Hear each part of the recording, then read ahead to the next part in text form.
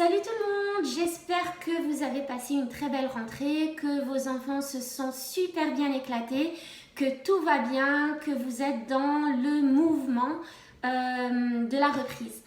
Alors, aujourd'hui, je vais parler d'un sujet qui chatouille et qui empêche de dormir, surtout les enfants, et on n'en parle pas beaucoup. En tout cas, on n'en parle jamais de façon liée au comportement de nos enfants, à la nervosité de nos enfants, à l'agitation de nos enfants.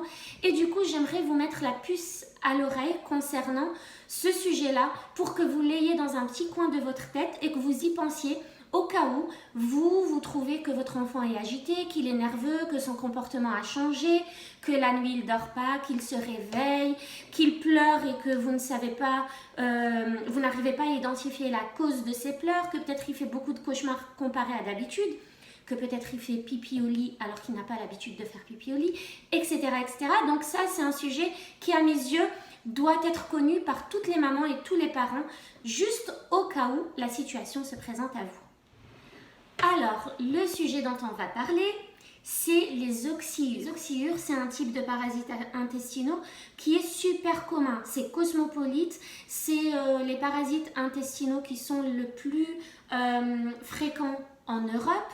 Il y a plus d'1 milliard de personnes qui sont touchées dans le monde et ce sont des vers intestinaux qui ne sont présents que chez l'être humain, donc pas chez les animaux. L'être humain est le seul réservoir de ces vers-là.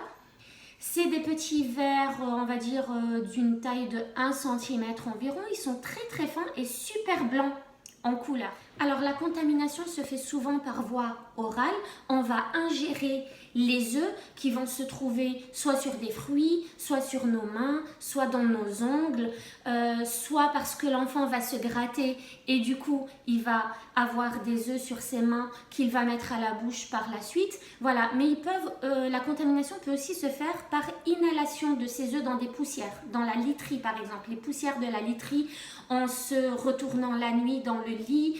Voilà, juste le fait de bouger les draps et les couettes, ça peut créer des poussières qui vont nous faire inhaler ces œufs. Donc ce qu'il se passe, c'est qu'on va se contaminer, s'auto-contaminer par l'ingestion de ces œufs qui vont ensuite évoluer dans le tube digestif et vont libérer des larves qui vont se transformer en adultes. Les femelles fécondées vont ensuite migrer vers l'anus et vont rester dans le sphincter anal où elles vont pondre des œufs à leur tour, en général le soir ou durant la nuit. Et la durée de ce cycle est d'environ 4 semaines. Donc voilà en gros comment se passe l'auto-infectation, l'auto-contamination. Alors pourquoi j'ai choisi de vous parler de ça maintenant? Parce qu'on est beaucoup à avoir eu des potagers durant l'été, à avoir mangé des fruits directement de leur arbre, directement des buissons, les pommes, les poires, les prunes, les mirabelles. On est beaucoup à avoir été en contact avec des fruits. Les enfants ont beaucoup plus de chances d'être atteints par ce genre de choses en été plutôt qu'en hiver où on ne sort pas beaucoup, on ne touche pas à grand chose et tout ça. Donc c'est pour ça que je vous en parle, surtout que ça coïncide toujours avec la rentrée scolaire et c'est vraiment pas le moment que nos enfants aient un comportement nerveux et qu'on casse un peu la relation par le stress ou même le désarroi total parce qu'on ne sait pas ce qu'il se passe chez notre enfant. Donc voilà, c'est pour ça que je voulais vraiment que vous gardiez ça en tête. Il y a des oxyuroses complètement asymptomatiques, ça représente 75% des cas, donc on en a tous dans les intestins, ils ne vont pas toujours descendre dans le canal anal, rectal, mais en tout cas, celles qui descendent et qui fécondent juste à l'extrémité peuvent être complètement et vraiment dérangeantes pour l'enfant. Ça va créer des démangeaisons et l'enfant ne va pas réussir à dormir. Ça va le gêner. Alors ça ne fait pas forcément mal, mais ça gratte, ça chatouille, ça pique. Voilà, parce que les femelles vont venir en fait faire effet ventouse sur cette extrémité de la peau qui est super sensible et ça va vraiment déranger l'enfant qui aura automatiquement tendance à aller se gratter. S'il n'a pas un pyjama fermé, ça devient problématique parce qu'il va se gratter, donc il va toucher des œufs qui se trouvent à la surface parce que je vous rappelle, elles auront pondu des œufs juste là et il risque de mettre ses mains dans la bouche et de redémarrer le cycle ou alors de déposer ces œufs-là avec ses mains sur des objets et ça va créer une transcontamination pour l'entourage, pour la famille, les frères et sœurs, les parents, etc. Alors c'est souvent la maman qui remarque ce genre de choses. C'est souvent la maman qui va, en fait le diagnostic va se faire par la maman ou par le parent généralement à la maison. Parce que soit l'enfant va aller au sel et on va voir des vers sur la surface de ces selles, soit on est au courant du sujet et on va voir que l'enfant est dérangé la nuit, qu'il gigote, qu'il ne tient pas trop en place, qu'il pleurniche, qu'il se rendort, qu'il repleurniche, etc. Et du coup on va se dire, ça doit être les vers intestinaux, on va vérifier. Donc vous pouvez vérifier, bien sûr, vous demandez à l'enfant de se mettre sur les genoux, et vous pouvez regarder à l'extrémité de son anus et vous allez voir un petit verre blanc, très très blanc et très très fin, juste à l'extrémité que vous pouvez retirer tout de suite pour le soulager. Bien sûr, des fois, ça passe tout seul. Si l'enfant le supporte, si l'enfant est assez grand pour supporter, parce que ça dépend aussi de l'âge de l'enfant, du coup, les vers vont remonter vers les intestins au bout de quelques minutes, des fois quelques heures, mais faut-il encore supporter ces démangeaisons?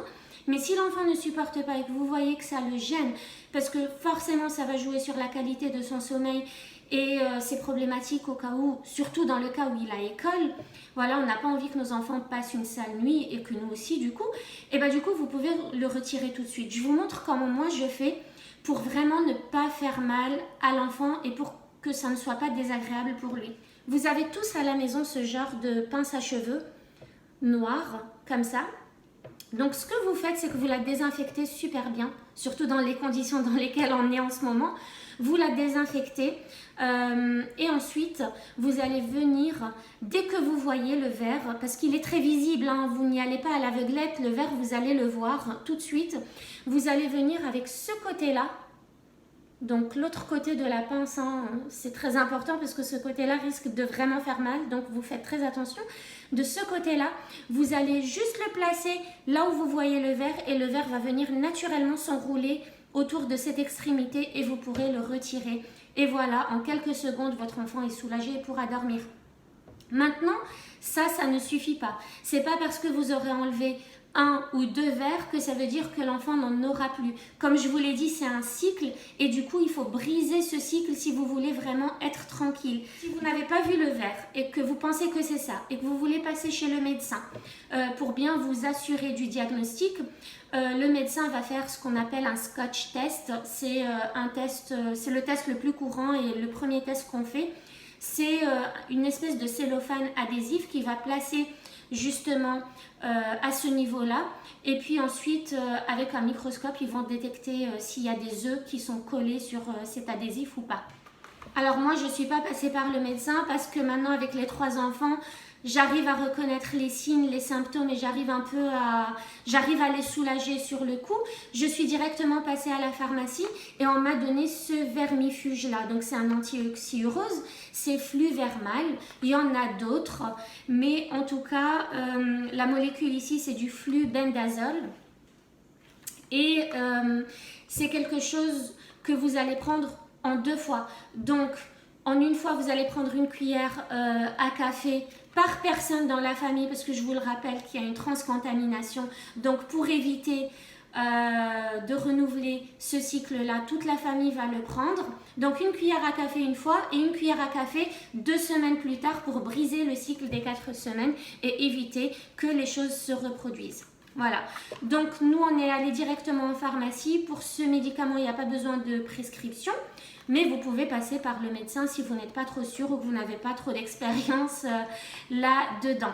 Après, pour les adultes, il y a bien sûr des alternatives naturelles comme de l'ail. Manger beaucoup d'ail est un vermifuge, les graines de courge sont un vermifuge, mais voilà, c'est des choses qu'on ne peut pas vraiment faire aux enfants, donc on a opté pour la solution catégorique, radicale de suppression de ces vers intestinaux parce que franchement ils sont très désagréables et quand on voit les enfants souffrir avec ça la nuit, c'est pas très plaisant. Pour éviter ça, en termes de prophylaxie ou voilà, de précaution, on va dire, eh ben, il suffit de se laver les mains. Déjà, lavez les fruits et légumes que vous mangez, lavez-vous les mains, surtout les enfants, qu'ils se brossent les ongles, qu'ils utilisent des pyjamas fermés. Il faut garder les ongles courts et nettoyer les sous-vêtements et le linge, peut-être même le sol et le mobilier. Voilà, si vous avez des questions, n'hésitez pas à me les poser en commentaire.